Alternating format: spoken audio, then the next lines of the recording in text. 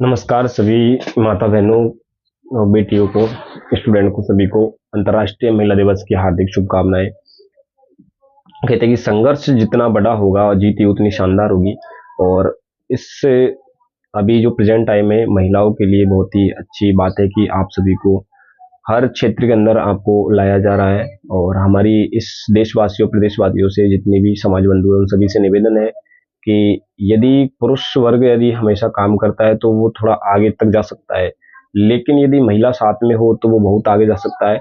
इसी बात पे आप सभी को बहुत ही बहुत शुभकामनाएं देते हुए हम यही कहना चाहेंगे कि हर क्षेत्र के अंदर यदि महिला साथ में रहेगी तो वो क्षेत्र बहुत ही आगे तक जाएगा। चाहे आप किसी भी इंस्टीट्यूट में ले लीजिए या कोई भी आप कंपनी में ले लीजिए या किसी क्षेत्र के अंदर ले लीजिए, सामाजिक कार्य तत्वों में ले लीजिए।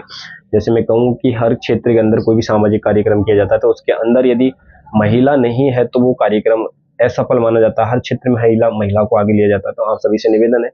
फिर बात आती है महिला सशक्तिकरण की। तो महिला सशक्तिकरण की बात करें, हमारा इतिहास उठा के देख लीजिए, क्योंकि मैं इतिहास का स्टूडेंट रहा हूँ तो मैं इतिहास की बात करूंगा यहाँ पे कि हमारा जो इतिहास है वो बहुत ही पुराना इतिहास रहा है, जिसके अंदर महिलाओं ने, जहाँ आप देखो तो अंग्रेजों के खिलाफ महारानी लक्ष्मीबाई लड़ गई थी।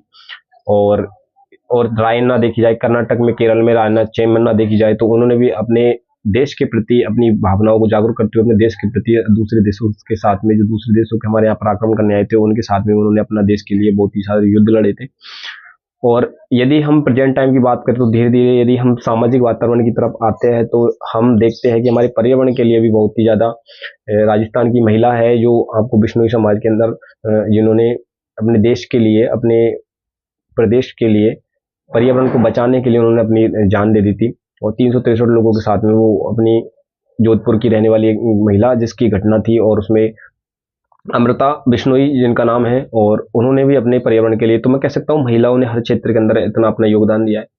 उम्मीद है कि हर क्षेत्र में भी अब आगे महिला आएगी। जैसे अब देख लीजिए कोई भी कार्य प्रणाली के अंदर महिलाओं को आना भी जरूरी है।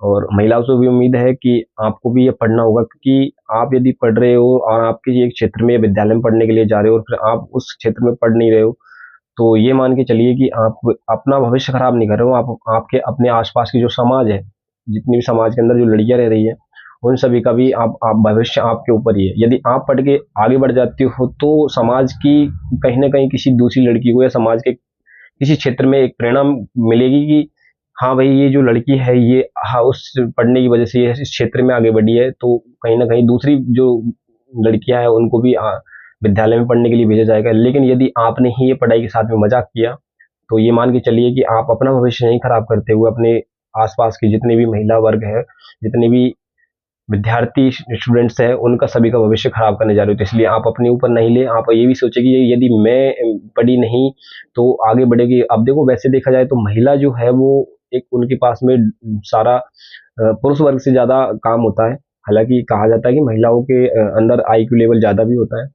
तो इसी का लाभ उठाते हुए आपको भी हर क्षेत्र के अंदर आना चाहिए।